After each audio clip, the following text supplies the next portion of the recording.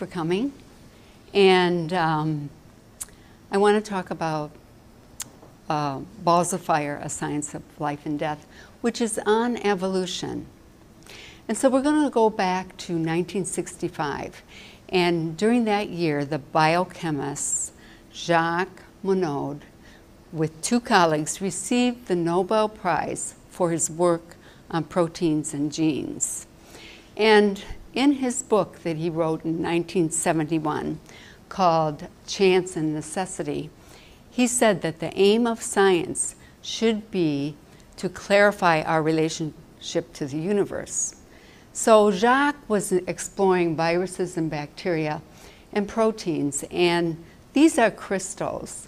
And so he obviously could see that the crystal structure, the very small, was similar to the crystalline structure of the stars.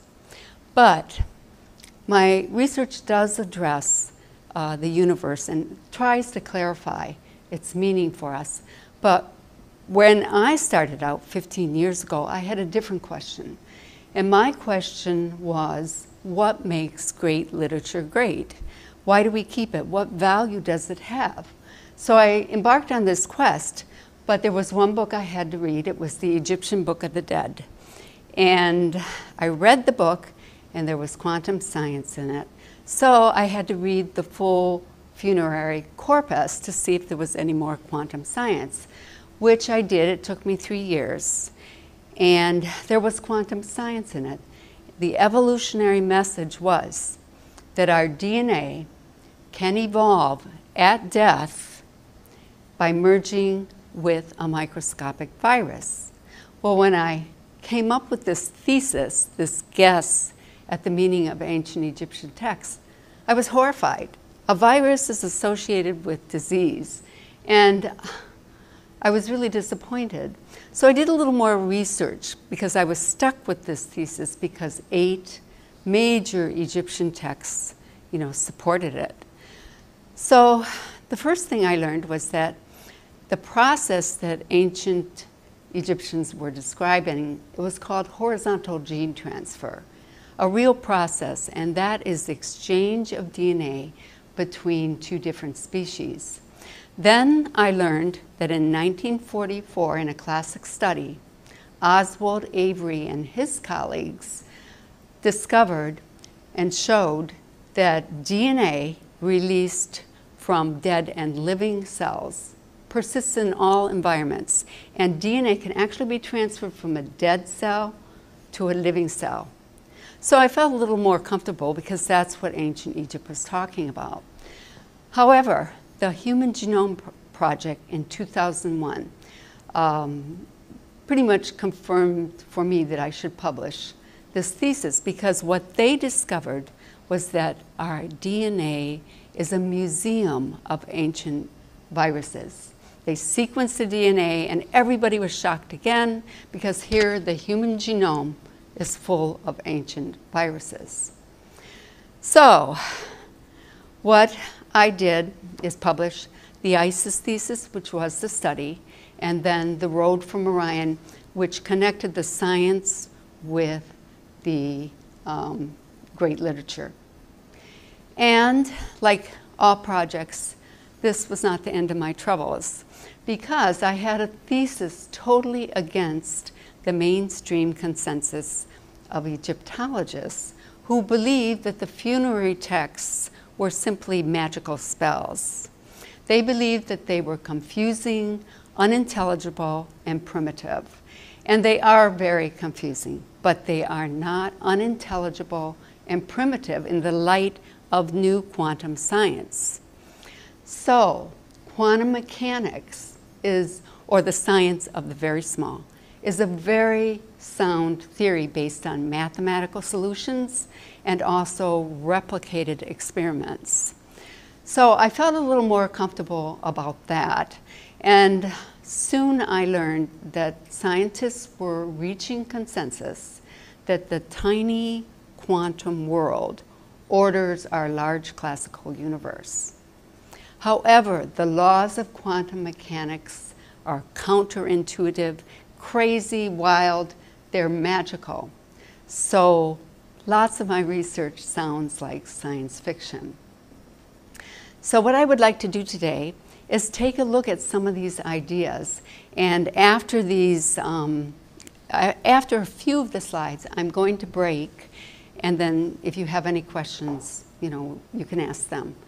And this is some heavy-duty material. So, okay, here we go. Let's start with the International Human Genome Project. They discovered we have our DNA is a museum of ancient viruses, and 2% of it codes for the proteins in this body that I'm wearing today. 98% is non-coding. What this means is the DNA is disordered, and scientists called it junk DNA. They also called it a cemetery of viruses. But actually what they learned was this 98% non-coding was from our microbial ancestors, viruses and bacteria along the evolutionary path. So the non-coding DNA is simply switched off, and scientists are realizing now that it's actually a helpful DNA toolbox for some yet unknown purpose. So the question is, can the non-coding DNA be switched on for evolution? But before we get into that, I just want to talk a little bit about the bad connotation that microbes have, because I was affected by that when I created the thesis. But they can be classified as the good, the bad, and the ugly. Ugly viruses are like Ebola and H1N1 strains of the flu. Bad bacteria cause disease. But there are good viruses, and these are called bacteriophage. They kill bad bacteria, and doctors actually prescribe microbial cocktails for people with bacterial infections, and you just simply drink it. These bacteriophage are known for being gene swappers, and they promote evolution. Now, the technical name for swapping genes around is called horizontal gene transfer. And the biologists believe that this is how the microbial genes entered our genome. And regarding sex, biologists look at sex differently. Of course, we have human sex, but they consider the transfer of DNA between any two species as sex. So a virus has sex with a bacterium, a virus has sex with humans because they're exchanging DNA. What the ISIS thesis proposes is that the non-coding DNA can be switched on at a human death so that we can evolve. Okay, now we talked about Jacques Monod, and here he is one of the individuals that picked phage lambda out of a French sewer and won the Nobel Prize for analyzing it. But at the top here you have what I call the ferry boat phage. It's the sun god from the ancient Egyptian text, the Amduat. And as you can see, he's encapsulated by a serpent there, almost centered. But this particular phage lambda that the ancient Egyptian texts are talking about is the same one that Jacques Monod researched and won the Nobel for. So this is a very special virus. It's ancient. The ancient texts in Egypt are saying that this virus is our last universal common ancestor. It's an interesting virus because it's luminescent. It has light properties. It emits light. And as you can see, it's a simple head that is icosahedral, which should remind you of the architecture of the pyramids. And then it has a tail, and inside the head is the DNA. Now this DNA is special because lambda has a portion of its chromosome that it can carry other pieces of DNA from bacteria, from our eukaryotic cell type. And so it's a real evolutionary force. But it's also has a protein coat around the head. And it's rainbow colored because it's composed of 6 transition metals: manganese, iron, cobalt, nickel, copper, zinc. And iron, cobalt, and nickel create magnetic fields. So this is a very interesting bacteriophage that modern science is really exploring right now. And it's the one that ancient Egyptian texts consider our last universal common ancestor. Now, the phage itself can self-assemble. And Hendricks and colleagues in 2000 showed that this is possible. It can self-assemble for one gene that will do horizontal gene transfer. And then, of course, this bacteriophage is inside us, which is surprising again. And bacteriophages have also been found in the human genome. But let's look at our body here. And as you can see from this, we have what scientists call a second genome, and they call that the microbiome, which is teeming with microbial life. So that includes our intestines, our stomach, and the skin. Our skin is even included in the microbiome. Now, what researchers are discovering is that the microbiome, or our gut genome, is connected to our brain. And so our microbiome is actually modulating our behavior because it is connected to our brain. And then just last week, new research shows that we have an actual microbial cloud around us. They call it a microbial aura. And this is new research, 2015. And this aura actually extends out 34 inches. And it's emitted, they say, by our microbiome. And it emits 10 million bioparticles an hour. So this is quite shocking. But the little phage lambda here, as you can see from this, is moving into the human body. And it is found in our gut in the helpful bacteria called E. coli. So, and that is a productive bacteria in our intestines that we really need there. Okay, now I'm going to stop for a minute for questions. I know it's difficult material. I have a question. Yes. The aura you're talking about, I was thinking about the chakras, and the stomach is, this is where your solar plexus is. So I was wondering if that's the same kind of aura, if that's part of the 7 chakra aura, or is that, is the microbial cloud, is that a different aura? That could very well be one of these chakras because the chakras are within the gut system, right? And the solar plexus is they call it the seat of the soul, and that's where your power is. So if that is there, maybe that has to do with the power. It definitely could be. And another fact that I know is years ago someone said to me, "Oh, you have a beautiful aura, it's blue." But when I heard this research last week, I was a little disturbed to think it was full of bacteria, you know. But once again, within the bacterium, specific ones like E. coli, and lambda, by the way, is an ancient virus, and it's like a mother of inventions because it has all these subfamilies that it has like mothered, we'll say.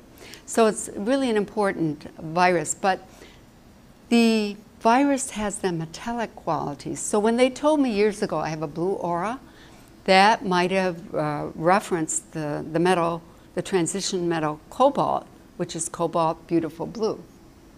But recently I've been told mine is pink, which makes me think I'm growing older, and so it must be manganese, because manganese is pink.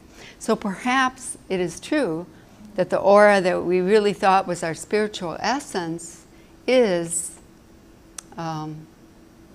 microbial. Makes sense. So, Any other questions? Okay, so we're going to move along here. All right, so what Balls of Fire is explaining is that the viral DNA modulates our mind, which is connected to our brain, and its evolutionary message is reflected in our behavior. Okay, so if this is so, a good example is that the pharaohs invented baseball to describe Lambda's genetic switch between units of linked genes. So the pharaoh had a ball throwing right, and he'd throw to the four directions. He had the bull goddess was very important, like the bullpen. But what you have here is a baseball field, and home plate is at the bottom by the catcher's box, and then we have first base, second, and third base. So what was happening in Lambda's genetic switch, and this goes on all the time with this virus, is there's two major proteins and they're battling it out. And they each have a team of proteins that they work with. So the proteins are fighting to get to home plate. Now, if we look at this, I want to call the big protein Goliath and the little guy David. Now, Goliath is big because he has 236 amino acids. David is small because he only has 66. Once again, that 66 is a very interesting number, and we find it 666 as the mark of the beast in Revelation.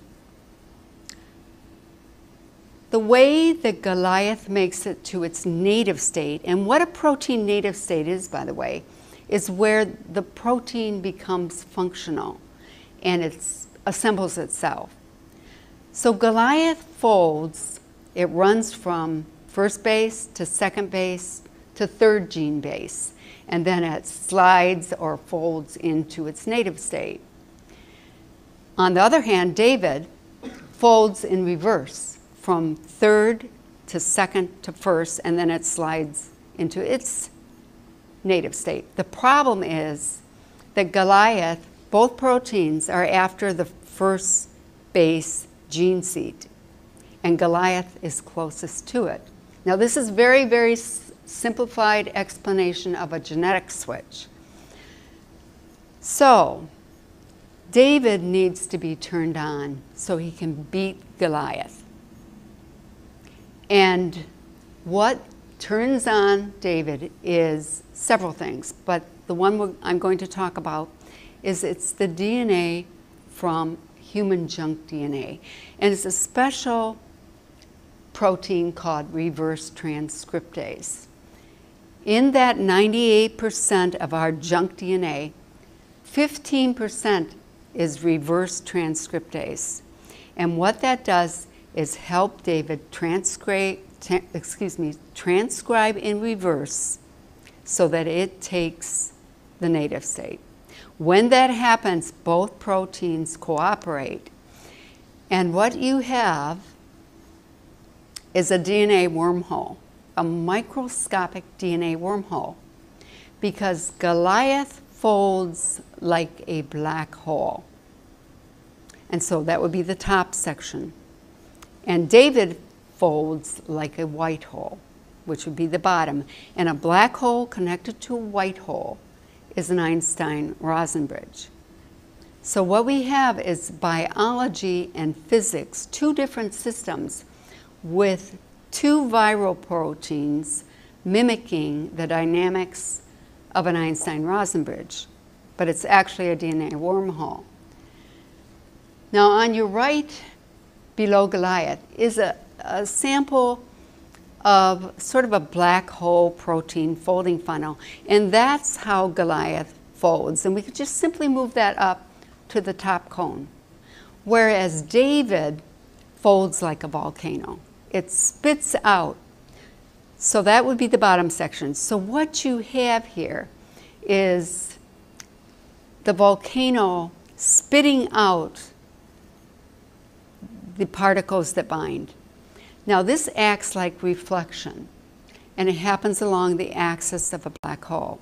And I know that gets complicated, so I'm going to stop here and ask for questions, if anybody has them.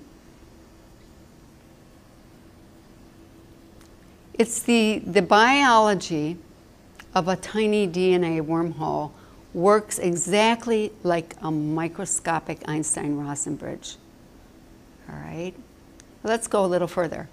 So the DNA wormhole is a micro Einstein-Rosen bridge. Now here's where I push you off the cliff, if I haven't already pushed you off the cliff. So hopefully I come up for some oxygen here. But scientists talk about universality in complex systems, and that's when different systems behave identically. So what you have in ancient Egyptian texts is 3 identical waveform energy landscapes. You have a DNA viral protein wormhole in quantum biology that acts like a microscopic wormhole or Einstein-Rosen bridge, and that acts like our expanding, collapsing cosmos, which they call quantum cosmology. Now remember, quantum is simply referring to the science of the very small, and all through 3 of these disciplines are talking about the world of the small. So this may help too on the universe. Here's our universe. And it started from the Big Bang. It started expanding. And at that quantum core, everything was extremely small. And then it started expanding. And right now, what is happening with our universe, it's accelerating. And scientists call this an open universe. And so you can see there, the present in the center is 13.8 billion years of evolution. But we came from a quantum core. Now, many of our really top scientists today advocate the holographic principle. And what that simply means is that our universe is an illusion. It's a hologram. It's a projected shadow from the quantum world that is at the Big Bang origin. You've got David Bohm, the neurophysiologist Carl Pribram, 50 years in brain research. Our brain, they think, operates by the holographic principle. Juan Maldacena, Gerard Teheuft, the Nobel laureate, and Leonard Susskind. I hope you've heard of some of these names. So there are also mathematical equations, Einstein's, for this universe to collapse. And when it collapses, it folds back in and a new universe is produced in much the same way that quantum biology, quantum physics works. So we have 3 systems that behave identically. And I know imagining how this works is tough. But I guess we have to look at our universe as a projected shadow from the quantum protein universe. Now there is evidence for the holographic principle, and it's a study by 2 scientists from Barcelona, Spain in 2010. This is all really new stuff. And on your left, they show our physical universe from the Big Bang to Earth and where we are now, 13.8 billion years.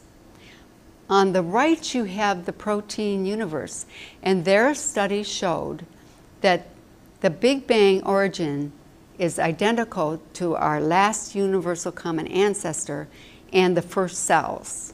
And as you can see, they listed E. coli there as the first cells and marked Earth relative to it. And the ISIS thesis does claim that the Earth is a sign of E. coli bacterium on the quantum level. So our universe expands from the Big Bang like the tiny quantum protein universe expands from the last universal common ancestor, the LUCA to the first cells. So this whole universe, this classical universe we're in, could be an illusion, a hologram. And that's what science is coming around to, even though it seems purely real to us, the world of matter. All right. Any questions so far? I know that's difficult. Okay, as we go along, maybe it's going to become clearer, especially when we get to Woodstock. But let's check this out. Okay, what Balls of Fire does, A Science of Life and Death, is it presents the facts on Lambda's genetic switch. It presents amazing discoveries, complex problems, and the historical power grid. Now, what you have here, in the book, we have two teams of living and dead thinkers, because I'm trying to show you our place in history and where we are today. So on your left, you have the Thunderheads, who believe in the primacy of matter, or materialism. This is the real world. Our classical universe, they say, is the real world. But the Diamond Hearts believe that mind is primary, not matter, mind. And so you have a line up here, and I just put their occupations because I didn't want to ruin it for you. Okay, but I'll give you two of them. The sci-fi writer is H.G. Wells, who wrote The War of the Worlds. And in that War of the Worlds, the Martians were coming, and the Martians were simply large, massive heads with huge brains inside. So Wells was depicting the result of human evolution on Earth, and he was anticipating that we could develop into these massive, metal heads, if you want to call it that. So many perceive this stranger as an alien. But on the Diamond Heart team of mind, we have recently Nobel laureate Frank Wilczek. He's a physicist. And what he discovered in 2012 and 13 was the mathematical solution for an actual time crystal, which is a real state of being with an extended, long, long lifetime. And his time crystal is very much like ancient Egypt's unique species, which is organic and viral. So that was. Now, what I think is overwhelming is the repeating evolutionary message in history. If you start for ancient Egypt at the top, 2500 BCE, before the Common Era, you're going to find the message in early China, early Christianity. The Christian Mass is a mirror of ancient Egyptian ritual and chemistry. The Aztec culture has it, the Navajo culture, and what I would do is I would randomly pick a society and then write a paper on it, and I would find the same message. The reputable alchemists had the message, such as Isaac Newton and Dr. Michael Meyer.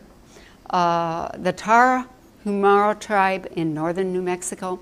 New Science has the message. And then, of course, it's found in Woodstock. And then also all those creative artists and historical individuals.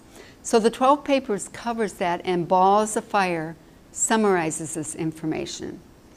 But I think what is unique is they're talking about embracing the cosmos in your brain. And so we have new research from Persinger and Corin in 2007 that tested the brain and confirmed that the brain has the capacity to hold the great fields of the universe within it. Our brains have the capacity. All right. Let's see if this will shed a little more light. What science is doing today is looking and calling this our evolution, progressive evolution. And what that is, it's changing a little bit. It's Darwin's natural selection, which produces variation. But today, horizontal gene transfer is biology's next revolution. So horizontal gene transfer by viruses weaves in DNA between different species. So this is a very simplified design, but We started possibly from viruses, moved up to bacteria, protists, and then humans. And this is a movement, our progressive evolution is a movement from highly ordered viral and bacterial genomes to terribly disordered genomes like the human 98%, with only 2% effective. But what the ancient societies and creative individuals are talking about is regressive evolution, and this is reversion to ancestral type, and it has to do with horizontal gene transfer, and it produces radical novelty.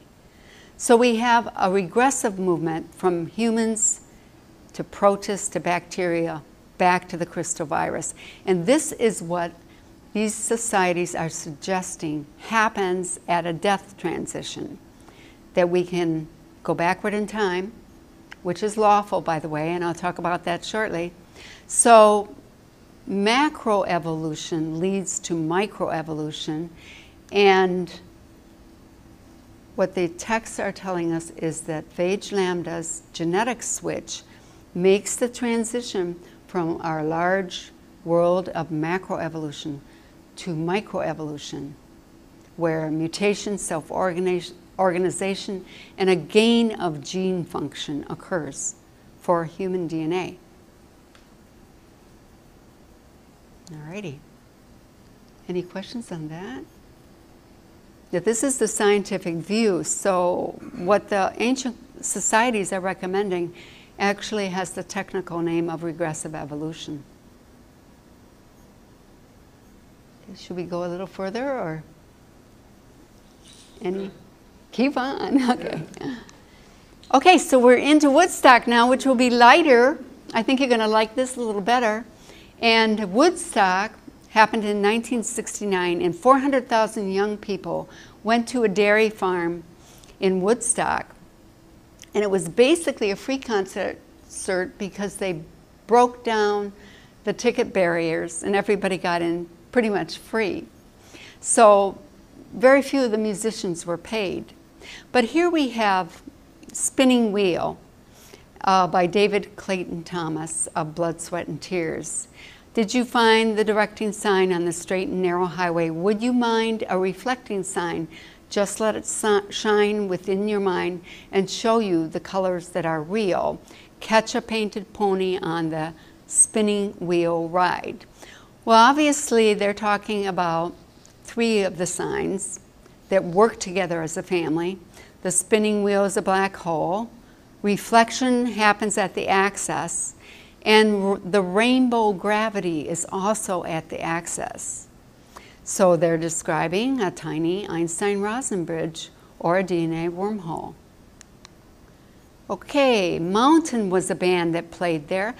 And Leslie West, their lead guitarist, wrote Blood of the Sun, and in this song what you have is basically the same idea, that the blood of the sun is the mother of invention, and it would be possibly a sign of viral DNA, the hydrogen driving force, the light. And then they focus on the rainbow round the moon. So once again, we're dealing with the rainbow gravity, and you would only see this rainbow appearance if you were at the axis of a black hole, a spinning black hole. So ancient cultures like Egypt make sure they identify this passage, and this is the passage for human transformation of DNA. Now, Janis Joplin was a headliner also, and Janis was singing in Cosmic Blues about trying to make the dream come true, and that time's moving on, and it's going to disappear when you turn your back. I said, you know, it ain't going to be there. But what Janis is talking about is what scientists think our classical world is really like.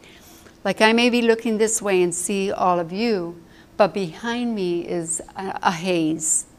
Of course, if I look behind me, I see that, and the rest of you become a haze. So we all function that way according to quantum mechanics.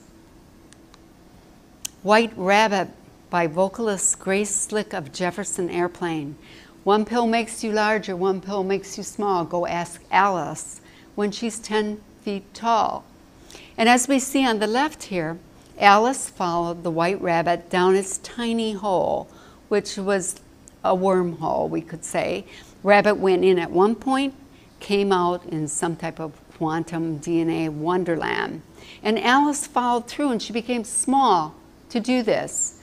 And in the quantum domain, logic and proportion make no sense. And the white knight is talking backwards, suggesting time reverse. Now, 3 easy, not so easy, quantum laws. Time reverse is permitted. It's lawful according to Newton, Maxwell, Einstein, and Schrodinger. Then you have entanglement, which is due to light speed perception. And entanglement simply means you are everywhere at once. Finally, everything is a pure yes-no phenomenon. So that it's like heads or tails. There's only 2 choices. What you pay attention to is what you get in the quantum world. It's very much like lucid dreaming. When you wake up and you're having a nightmare, and then you say to yourself, hey, I don't have to see this image.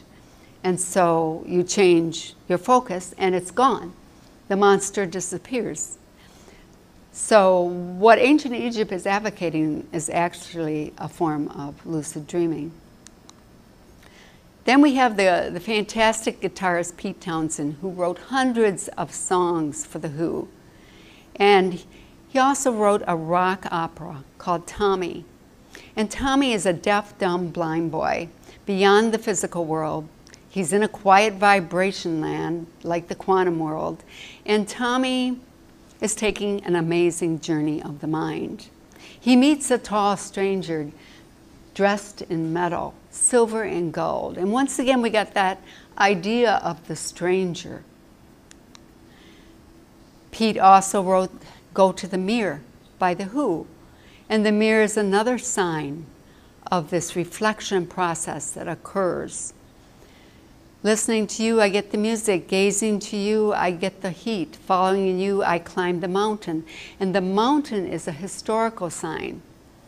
This sign, in ancient cultures and many traditions, they have the black mountain, the white mountain, the rotating mountain, the double mountain, and the mountain is the center of the cosmos. And then finally, I see the millions. And so this millions concept is sort of a quantum effect because cloning is involved in this process. You could call it cloning information, but it has to do with millions of quantum particles, we'll say. The Grateful Dead with Jerry Garcia, the song Dark Star, when Garcia was singing this, he would sometimes switch crashes for flashes. But I think we understand here that reason again is failing in this world.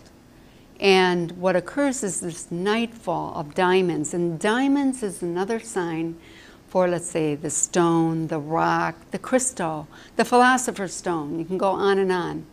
And we have the mirror shattering in formless reflections of matter. Glass hand dissolving to ice petal flowers revolving. Beautiful lyrics.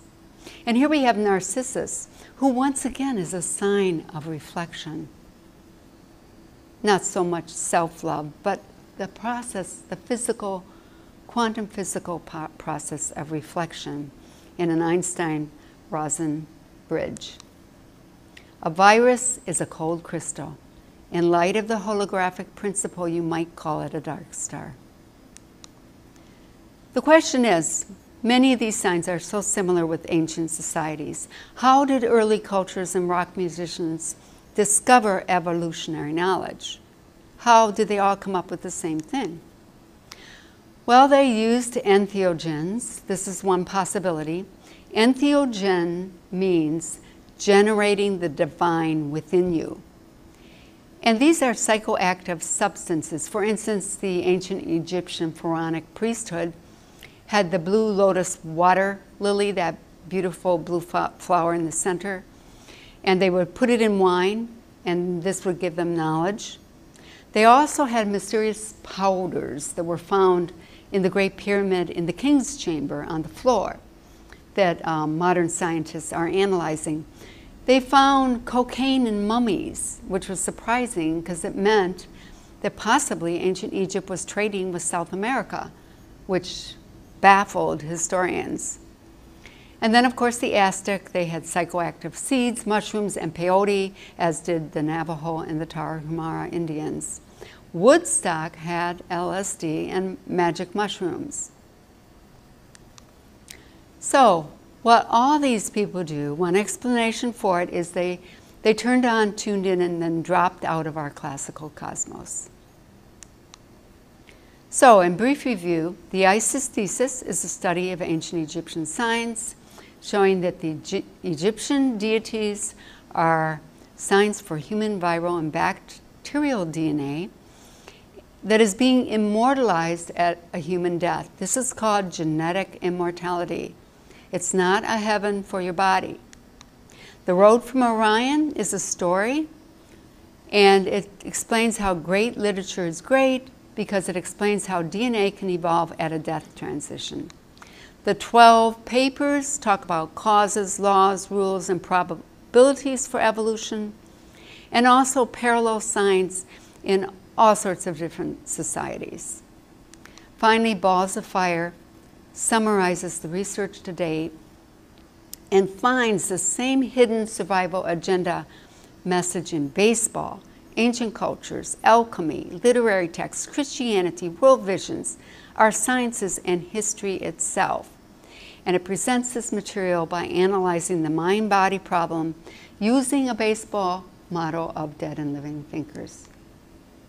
So I'm ending here with Jimi Hendrix, whose rendition of the Star-Spangled Banner at Woodstock was before about 30,000 people at the last day. He was the closer. He opted to be the closer. And it was a powerful emotional experience because with his guitar, Jimmy imitated the sounds of bombs descending, and everybody was pretty much overwhelmed by that. But the key question here is, what is the meaning of existence? What is our destiny? And our destiny may simply be to gain knowledge so we know how to evolve at a death transition. And this knowledge may be why the Grateful Dead are grateful. Possibly. Okay, any questions on that? Judy, Yes. does any of this lend credence to religions or cultures that believe in reincarnation? I think so, because what does occur if you don't have the knowledge, the pathway that they describe, and it involves the sun, it involves the axis of a black hole, the rainbow, you only see the rainbow gravity at the axis of a black hole. And obviously Woodstock people and others through psychoactive drugs could see all this. So reincarnation, it's possible, and I have not explored this heavy, but reincarnation does explain that people come back and they travel around again. But what these ancient societies are saying is that if you don't know the route, if you don't have the knowledge, then what happens is your DNA, instead of being energized, your DNA becomes degraded and disassembled, and they call it the second death. Egypt calls it the second death. Early Chinese emperors call it your DNA going down the central drain spout, like a sink, and bye-bye DNA. And the Navajo call it the snake that crushes you to death, which was probably a reference to the crushing singularity at a black hole. So you need the knowledge, and reincarnation, I don't know, this is just what I'm thinking, is maybe the degraded DNA. You can't remember your past life, they say, so your DNA is degraded, and then the elements of your the elements of your DNA are reassembled into a new form. That's my best guess. But once again, there's so much material here for more research. And I don't know if I'm going to be able to continue that research, but... Where can I get some good drugs in Gaylord? Well, Yeah. so what they're basically saying is that the quantum world, which is so counter-intuitional, is like an acid trip, all right? And it's the laws where time can go backward. These people that are having near-death experience, and they travel backward in time, that is totally lawful. So possibly what they've done is a quantum state reduction. Their emergency or the accident or the lack of oxygen has driven them down to a quantum state. And this is where ancient Egypt is saying that when you pass, you go to the quantum domain, your DNA. And what all this research is suggesting is that your DNA is connected to mind. So DNA is projecting this information onto your mind brain. So it's DNA that is the control. And I came up with this little motto: DNA drives, the quantum world orders, signs speak, and signs keep repeating. History is nothing but this repeated evolutionary message. But it's very difficult to get because the power elite are keeping the information silent. The information is being distorted. We're not getting the true information. So to wade through all this information and knowledge is very tough. But once you get those core societies that I outlined, which were random picks, they all are saying the same evolutionary message. But it's the elite in those societies that understood it. Even the reputable alchemists, like Isaac Newton, Dr. Michael Meyer, they disguise their information in a secret code. They could not have the ignorant people knowing this information. So it's been camouflaged, it's been distorted, it's been literalized, and no wonder we can't get the message. So you think that was to avoid persecution? Possible. Well, I think, now this is what I talk about in Balls of Fire. I think it's the nature of the genetic switch, because a few will survive. The genetic switch has these two proteins, and when they're cooperating, you have Goliath operating as the degrading force, and then you have David operating as the evolving force that goes upward. So it's down and it's up. So what I think is there weren't enough seats on the bus. So the few can evolve, but they need the degraded people or DNA so that the whole process can even work. And there is research in Balls of Fire that explains that. So they had to keep it secret because it preserved their power position over the populace. And then it also assured them a seat on the celestial bus, we'll say, that goes up instead of down. Well, that's why they, soon after, was it the 60s or 70s, where they completely outlawed all hallucinogen drugs? Psychoactive drugs, exactly. Because it can destroy the power structure. Exactly. Now, actually at Woodstock, LSD and these magic mushrooms, neither of which I have had, but I'd like to get my hands on some magic mushrooms. Those are not addictive. In China, opium is addictive, but the water lily is not. But all these psychoactive drugs today are banned.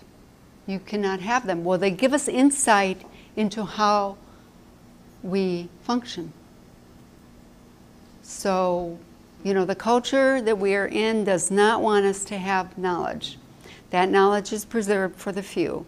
And you see that over in capitalism, where you have the elite ownership of property over the majority of people who have none. You see it in education, where the instructor is up here in front, you know, delivering information. Of course, that's changing because of the internet, where everybody can get the same information. In government, the powerful few at the top, it's always the few versus the many. And so I think it's related to these two proteins and this viral competition, and that this is just the way nature is. Nature operates by saving the few over the many. And it's just the way nature is. And nature, of course, is a serial killer. So, yes? When you're talking DNA, are you talking a double helix or a triple helix DNA? Well, what I see, it could be a triple if we're thinking of the RNA transcript in there. And the best way I try to explain what the texts have said is it's this DNA, the text described the sun god and human DNA going into the cell and being transformed, and it moves through the cell and then it hits this certain point and then it reverse transcription. At that point, it doesn't circle around the double helix. It goes right through the center, and they have studies showing this. Reverse transcription takes it right through the center of the DNA wormhole. So now a triple DNA, it could be involved. You know, but right now, you know, I'm focused pretty much on that DNA wormhole. But you can throw in that RNA transcript, and it sort of becomes a triple transformation. So we can't get a hold of any LSD anymore from the 70s? I don't think so. Anybody got a line on that? Drops of acid on paper that you put in your mouth and such.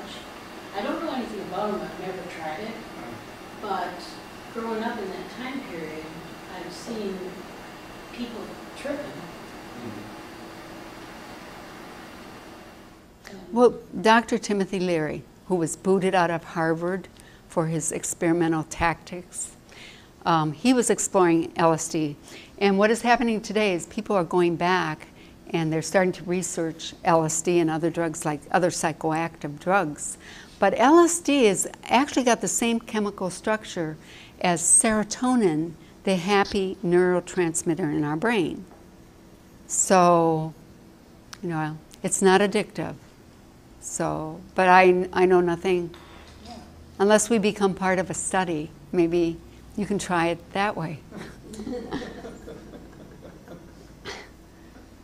But I hope this has given you a flavor for all this research, which is enormous, and it encompasses more than one discipline: quantum cosmology, biology, physics, space physics, literature, music. It's in music. I haven't even, well, we touched Woodstock here, but it's in classical music, Gustav Mahler, everywhere.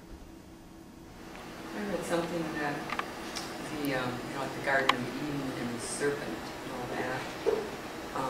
But the serpent is like the shape of the DNA. Okay. And I know the serpent and that shape is on a lot of different things.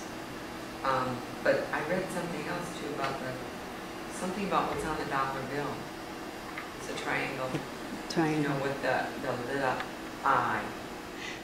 Yes, and I heard something about that too. And the eye is a big sign in ancient Egypt because the crystal virus. Mm-hmm. It's, well, they call the lambda genome has 2 arms, all right, and one arm is pretty much controlled by Goliath, and the other arm by David. So it has these 2 arms. They call them eyes. So eyes of generation, I would say.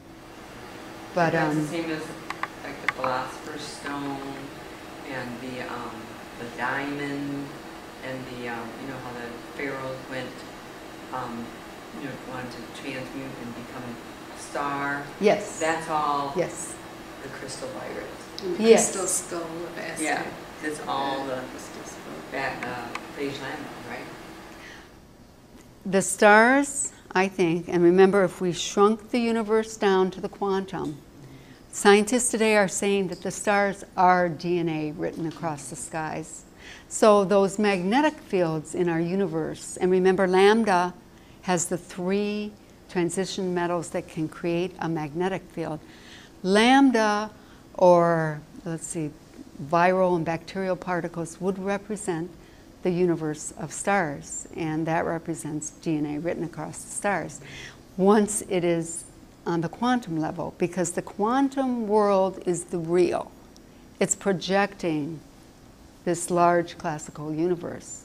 So when you pass, you go back to the real quantum world of DNA and molecules, and back to the idea of the serpents and everything. A protein has helices, and it looks like serpents. It might have 3 or 4 of these circular serpentine legs, and as it folds, it goes through these different stages, and it works from helices until it becomes its functional state, where it's totally assembled at its native state. So serpents and snakes are a sign of protein activity and binding and folding. But I hope that is okay, and I'm going to have to close right now. But I thank you very much for coming, and I truly hope that answered some of the questions. I know it's heavy-duty stuff, but hopefully you have a flavor for the whole now. And good luck with Balls of Fire. Thank you.